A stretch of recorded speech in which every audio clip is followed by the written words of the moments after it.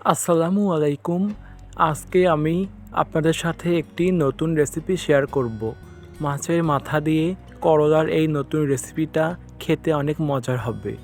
মাছের মাথা দিয়ে করলার এই নতুন রেসিপিটা করার পর আমার পরিবারের সবাই আঙ্গুল চেটেপুটে খেয়েছে।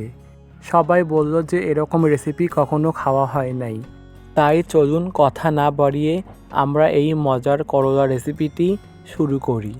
করলা দিয়ে মাছের মাথা রেসিপির জন্য প্রথমে লাগবে একটা মাছের মাথা। তার জন্য আমি এখানে একটা বড় সাইজের তেলাপিয়া মাছের মাথা নিয়েছি।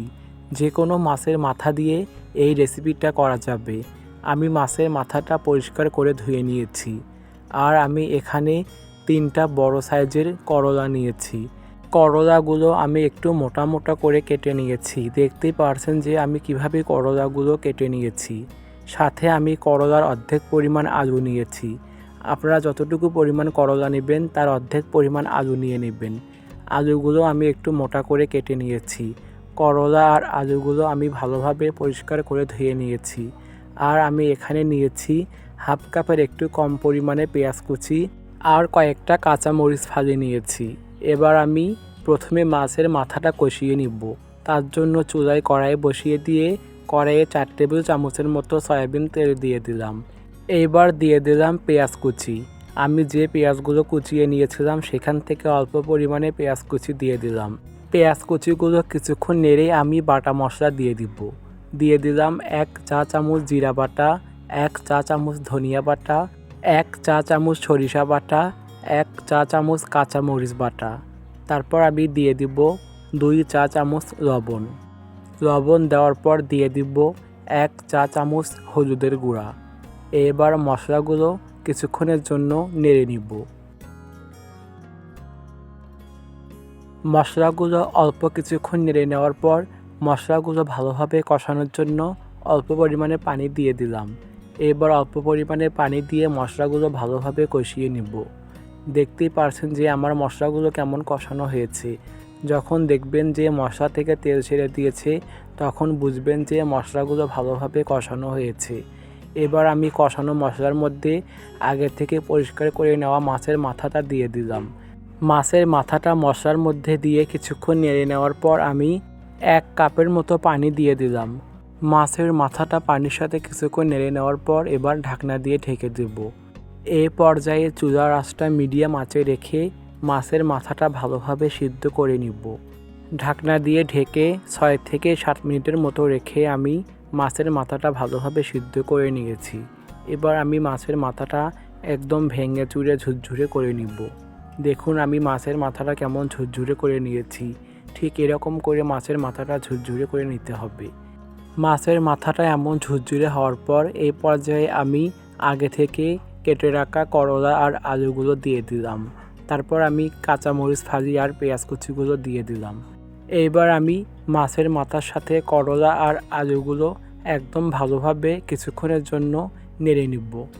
কিছুক্ষণ ভালোভাবে নেড়ে নেওয়ার পর আমি 2 কাপের মতো পানি দিয়ে দিব।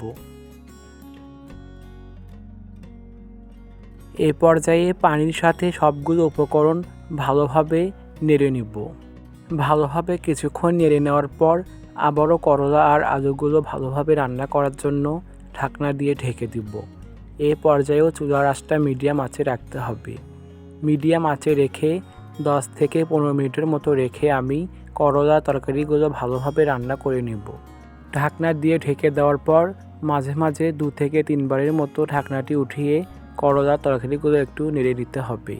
দেখুন করলা আর আলু একদম ভালোভাবে সিদ্ধ হয়ে গেছে আর তরকারিটা প্রায় রান্না হয়েছে।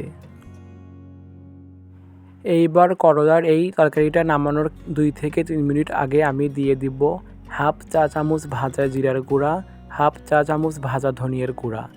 ভাজা জিরা ধনিয়ার গুঁড়া দিয়ে আমি আবারও তরকারিগুলো কিছুক্ষণের জন্য নেড়ে নিব। চুলায় এবার 2-3 মিনিটের মতো রেখে আমি তরকারিগুলো চুলা থেকে নামিয়ে নিব। যখন দেখবেন যে ঝোলটা একদম গাঢ় হয়ে এসেছে সে পর্যায়ে চুলা থেকে তরকারিগুলো নামিয়ে নিতে হবে। আপনারা দেখতেই পারছেন যে তরকারিগুলো কেমন হবে, ঠিক এমন করে নিতে হবে। তারপর চুলা থেকে নামিয়ে নিতে হবে। এই রেসিপিটা রান্না করার সময় বেশি ঝোল রাখা যাবে না। যখন এরকম গামাখা গামাখা হয়ে আসবে সেই পর্যায়ে চুলা থেকে তরকারিগুলো নামিয়ে নিতে হবে।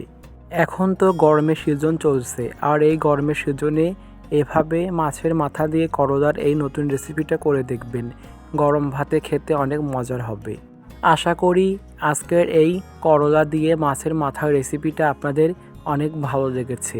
আমি অনেক সহজ পদ্ধতিতে আজকের এই রেসিপিটি শেয়ার করার চেষ্টা করেছি।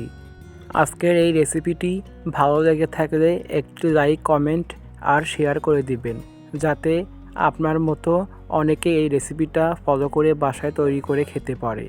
আর দয়া করে আমার এই চ্যানেলটি সাবস্ক্রাইব করতে ভুলবেন না। আজকে এই পর্যন্তই। ধন্যবাদ সবাইকে। আল্লাহ হাফেজ।